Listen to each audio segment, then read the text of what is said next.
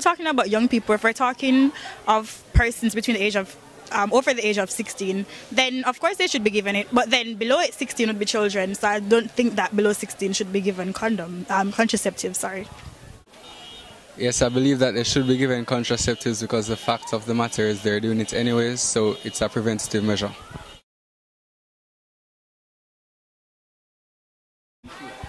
Okay, well, yes, I think young people should be given contraceptives because, I mean, their STDs and pregnancies, it should be used as a barrier to getting pregnant or getting any diseases that are out there. So, yes, they should be given contraceptives.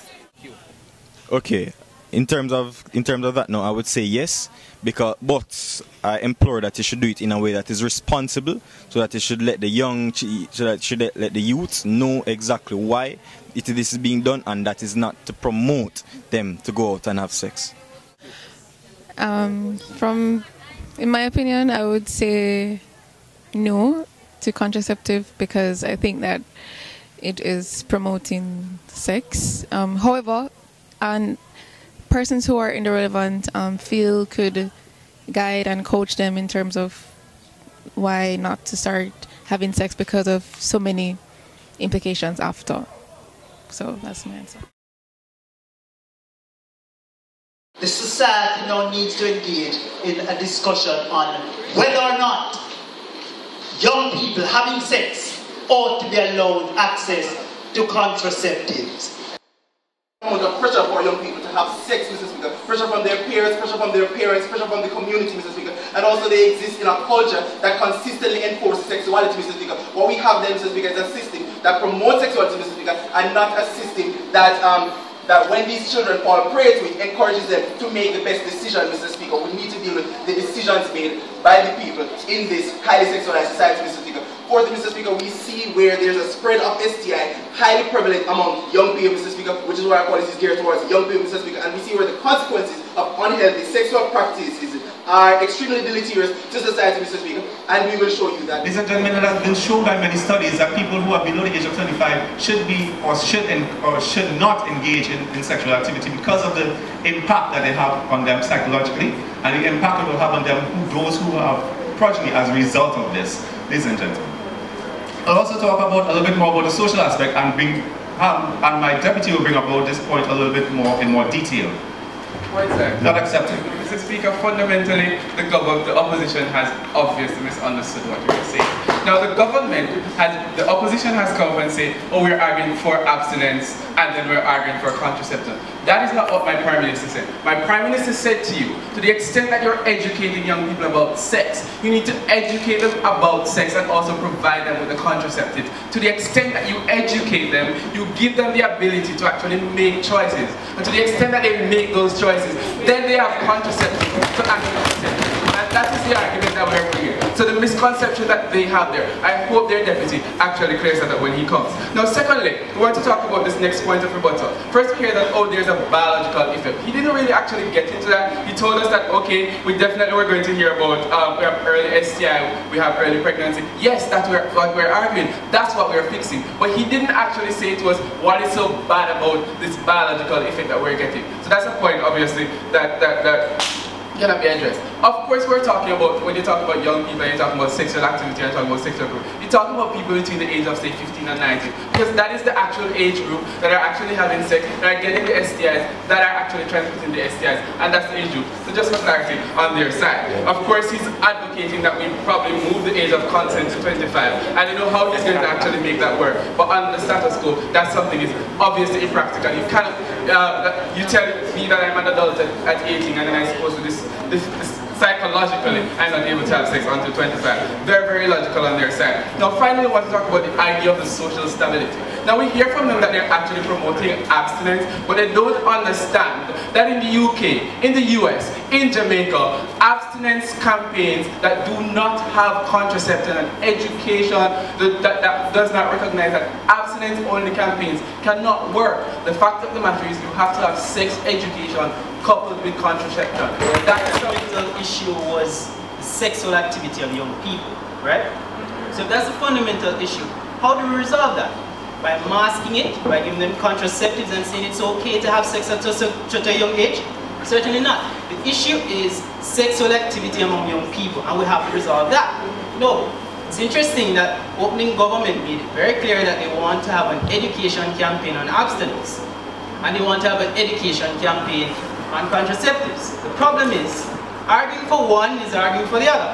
If you argue for abstinence, you undermine the case for contraceptives.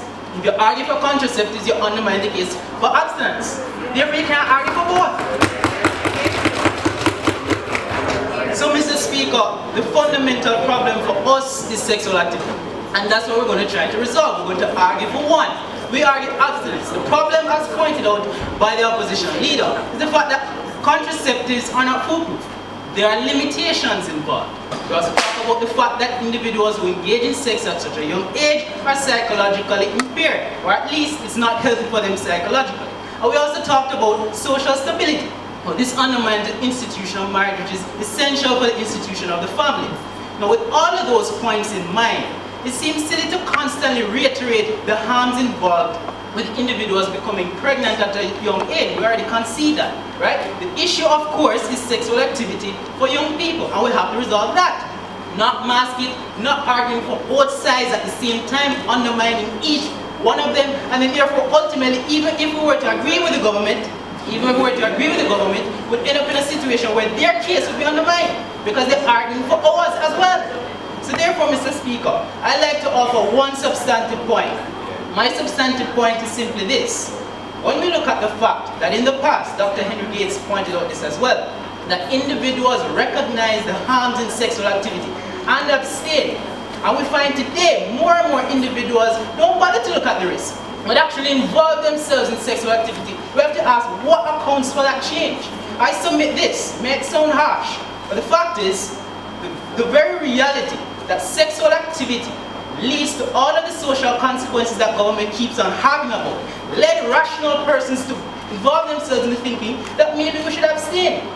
So if we're going to, engage in the whole idea of resting our entire case on the rationality of people, that you can actually persuade them through education, why not operate on the premise that if in fact we abstain from going down the road of giving them contraceptives, encouraging them to be sexually loose, and we actually emphasize the idea that there are serious risks involved in engaging in sex, that in of itself, all of the harms which they can see for themselves when they see others getting pregnant, will act as a significant deterrent for rational individuals to engage in the act. Because keep in mind, their policy ultimately presupposes that there are going to be some individuals that won't go ahead and take the contraceptives. That's why they're arguing that they won't force it on anybody's school.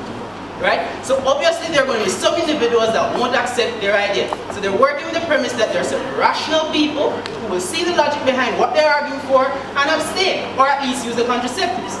I'm arguing here that if we take away contraceptives, leave the sexual nature of the act rare and broad before all of us seeing the nature of the act and the consequences that follow, that in of itself will act as a significant deterrent for anyone involving themselves in sexual activity. Sir, that is absolutely ridiculous. In spite of education campaigns, we still see a rise in HIV. How do you fix that? No, this is silly, Mr. Speaker. Keep in mind, their policy is education. Their policy is education. If they're arguing that there are limitations in education, which there obviously are, then ultimately they're undermining their case. They're arguing that we should have a public education campaign for abstinence and a public education campaign for contraceptives. The whole idea is education. I'm arguing fine. Let's go with education, but let's not undermine each one at the same time. Let's choose one that's more effective. Based on the arguments put forward by the opposition leader, contraceptives aren't as effective as abstinence, and therefore we should choose abstinence in line with the fact that we want to protect the social fabric of our society. It's all built on the premise of rationality. There are going to be individuals who will continue, despite how we tell them to actually abstain from sex or use contraceptives, to disobey our orders. But we can't look upon that basis. We're going to have to look upon what we think the rational person will do. And I submit, if we want the rational person to act rationally, let's not encourage them down the path of undermining our social fabric, our social institutions such as the marriage, not to engage themselves in harmful behavior in terms of their psychological health, and not to engage in practices which may not work, not acceptable. So, Mr. Speaker, sir, what have I argued? I've argued fundamentally there is a risky nature involved in sex. They've established that. I'm arguing, let's not mask that idea. Let's not run away from that idea. Let's use that idea as a deterrent. Along with the points made by the opposition leader, all of these arguments support a coherent stance. We are for abstinence, not we're arguing for both at the same time, undermining each other. Thank you very much. Speaker of the House, fellow government members, opposition members, audience, a pleasant good day to you all. The motion states this House believes that sexually active people should have access to contraceptives. As a member of the government, it's my duty to guide you, the honorable members of this House, by reinforcing the proposal of this government, to allow young people of ages 15 to 24 that are sexually active to be given the opportunity to have contraception. In my submission, I'll be giving another dimension of how young people, sexually active and access can be defined in another way. In addition, I'll be stating and backing our claim with firm evidence. Ladies and gentlemen, before delving into my aforementioned statements, I'll be complacent to stand by and allow the opposition to go away without being challenged. My worthy opponents, this is Jamaica now, not Jamaica then or the past 50 years ago. Moral and social standards have been degraded, and this is not a paradise. We must set provisions for this generation and future generations. Thus, our government is proposing not one, but two methods of showing individuals between the ages of 15 to 24 that they're not only one method of contraception, that even though there are 99.9% possibility that condoms or other contraceptives might not work, there's also abstinence. And in this, we will educate them on how to go about this. In continuing my argument, we the members of the government see it imperative to add definition to this, to the government. Sexual activity can be defined by the Child Trends Data Bank, the research entitled Sexually Active Teens, dated July 2014. As these are individuals who have had sexual intercourse within the past 3 months. Statistical Institute published a definition of the word young people as presented by senior statistician Juliet Mclaren in a research done in 2014, which is backed by the United Nations, which has over 160 member states, including Jamaica as of 1962, or a year of independence. And access. Access is not having something on their person, but have the right or opportunity to gain something. Not accepted.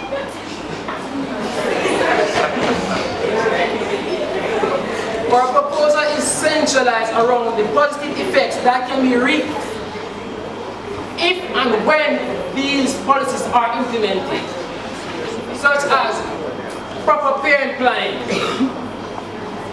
reducing, as my government member has already said, reduce the burden, reduce the weight on the public purse, and also reduce sexually transmitted diseases. I go back to look on this motion that young people that are sexually active need a means of relief. The mood already stated that these members that are 15 to 24 are already sexually active and have had sex before. Thus, they need a method not to get any young girl that is probably the next Prime Minister of today or tomorrow. Thus, we need to make provisions for those girls or budding young men to not have another life like those on the street corner rubbing the middle of their palm, wondering where they're gonna eat the next meal. No, we are looking for the future. We are looking to make Jamaica a better place. On that point, well, accept it. see now your Prime Minister argued for both contraceptive and abstinence. Which one do you prefer in terms of? We prefer both, because we won.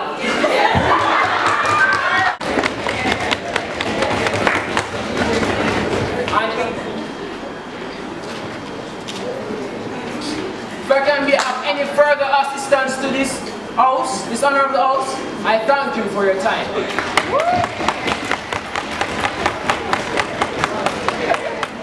We understand that what was said before me in the opposition of the upper house, that we should get our people to realize the importance of abstinence. I stand in complete unison with my opposition upper house, stating that abstinence is what we need to strive for. Mr. Prime Minister, you stated that you would make contraceptions methods such as the UDIs more accessible, right? This is rather more accessible. This is rather expensive, and you also included the expense of Jamaica, whereas we are struggling economically. You also mentioned schools.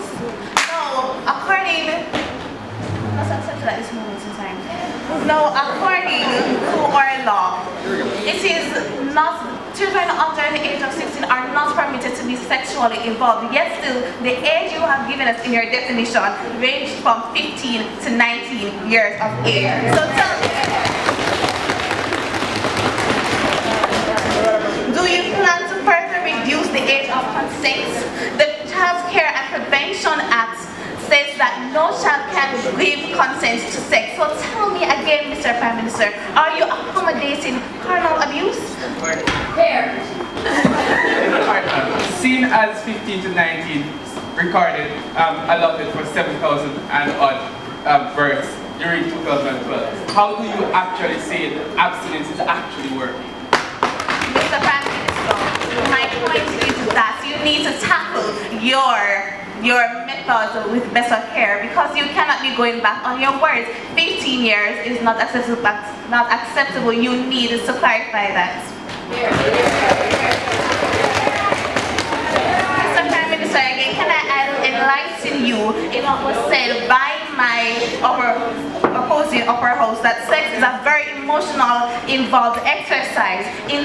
In our teen years, we are not our sexual systems are not fully matured, which includes the psychological aspect. So tell me, Mr. Prime Minister, how does the psychological aspect not accepted at this moment?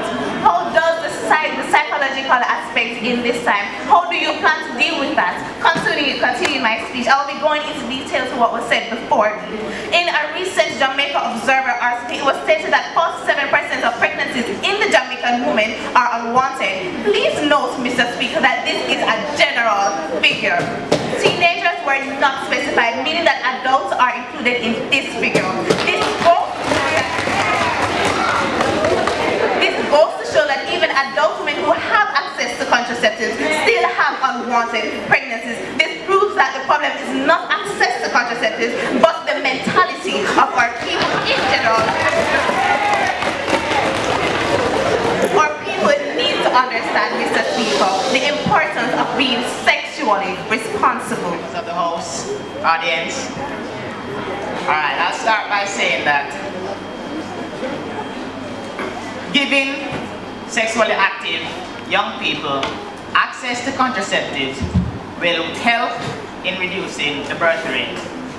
Now, the members of the opposition constantly came up and ignored the question that the opening house said.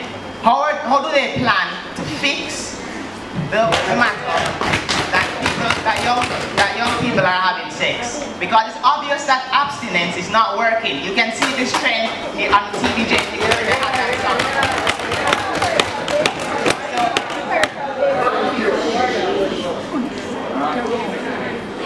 On Gutschman's Institute webpage, on a post titled American Teens Sexual and Reproductive Health, posted in May 2014, they state that point of information.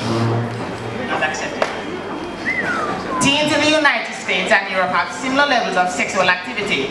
However, European teens are more likely than US teens to use contraceptives generally and to use the most effective methods. They therefore have substantially lower pregnancy rates. Now, substantially lower pregnancy rates also helps to lower the budget that we allocate to welfare programs that have children coming in working off state resources.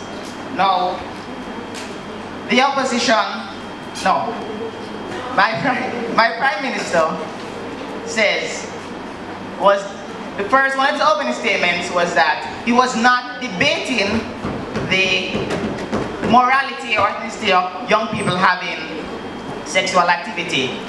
And he was not promoting, he was not downgrading the fact of abstinence. He said that we should have an education program to encompass both of them. So while we will be accepted. And the argument made by the opposition was that both is diametrically opposed to each other. Abstinence cannot be equivalent to contraception. Okay, I disagree. So, if you have, now, the opposition member said this. You are giving sexually active young people contraceptives. It's the same as giving them someone a gun with bullets and not knowing how to use a gun. Now, if you teach a child karate, you're not telling the child to go and fight. What you're telling the child is that if he's going to fight, he knows what to do. Now, if these children, if these sexually active young people are going to have sex, they will know that they are supposed to eat. Accept it. You teach them how to fight, not if you give them weapons. Right? No. It's almost as if you weren't listening before. The deputy on the opening side said that they want to start a culture, an educational culture, right? And this educational culture will teach them that sex equals contraceptive. So if they are going to have sex, they will know to use contraceptives. So if you want to give young people contraceptives because they can face consequences during pregnancies and so forth, yet you're giving them contraceptives that can lead them to similar, if not worse, consequences, then what's the point? Accepted. If the deleterious effects of contraception, especially pills, were so bad that they would not be given to society in the first place for us to use them. Mr. Sir, we're talking about young people now. Young people, their bodies are not fully developed to handle these chemicals, and that is why so many of our young people nowadays contract diseases such as diabetes that usually was not so profound in our young population. Now the point regarding contraception, by the way, she spoke about breast cancer, liver cancer, she also spoke about cervical cancer. Blood clotting can also be a result from oral contraceptives such as the pill and the estrogen in condoms, and condoms even have spermicide. Spermicide has a chemical called naloxone 9, and this can cause vaginal infection that can make it more likely for one to contract HIV. It doesn't make any sense. Furthermore, condoms protect the part covered against STIs, but condoms cover only the penis. Thus, the scrotum is left as an infector. So then what's your point, Mr. Prime Minister?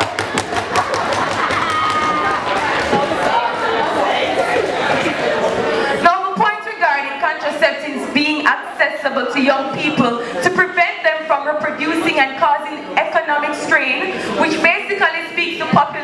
control is defeated by the side effects of contraceptives. Because, Mr. Speaker, if it is that the Prime Minister is so desperate to keep the population size in check that he is willing to achieve this at the demise of our young people, then this is simply despicable. We cannot allow this to happen, Mr. Speaker. Yes, ma'am. Panadol, metformin, all of those drugs that you take have side effects, but they actually give you a better quality of life. Do you propose that? Do they cause you to die, Mr. Deputy Prime Minister? Contraceptives can. If yes, then you're admitting that you're poisoning Jamaican people from left, right, and center.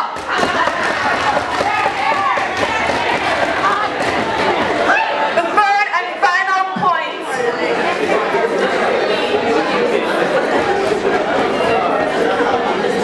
That states that the third and final point regarding teenagers or young people rather being sexually active regardless of efforts to prevent this was defeated from the beginning by our opposition leader. Even our government member, I agreed with him when he said that education is very important. We need to sensitize the people. It is inconsistency for us to be telling them abstinence makes sense, yet we're giving them contraceptives. We're giving them contraceptives. Our government member continued to say that this will work because I don't even understand what he was saying. Yes, Mr. Prime Minister. So it is obvious that abstinence makes real sense because as much as we admitted, we came to the conclusion that not everybody will abstain. We also came to the conclusion that not everybody will use contraceptives, and our government member pointed that out with studies from Manlove and Terry, right? So the thing that makes abstinence surpass rather contraceptives is the fact that abstinence brings 100% surety in preventing pregnancy and STIs. In addition, abstinence does not have such ridiculous side effects. Sure. Yes, ma'am. Please show us the evidence that shows us that abstinence campaigns only have actually worked. Oh, okay. Miss, I'm sorry, I totally forgot that point. You know, work is a thing that our government is allergic to. They don't like to work hard, right? This is the sort of mentality we are instilling in the minds of our young people. As soon as it is not easy, we give up. We cannot condone this sort of indolence, Mr. Prime Minister and Deputy Prime Minister. Sure, Mr. Speaker. So, basically, Mr. Speaker, what I have said is that we cannot allow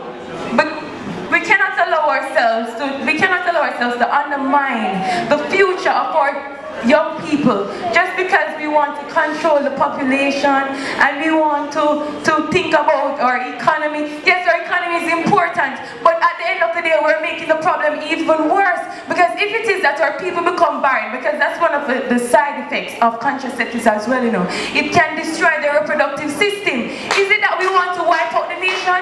Abstinence makes sense.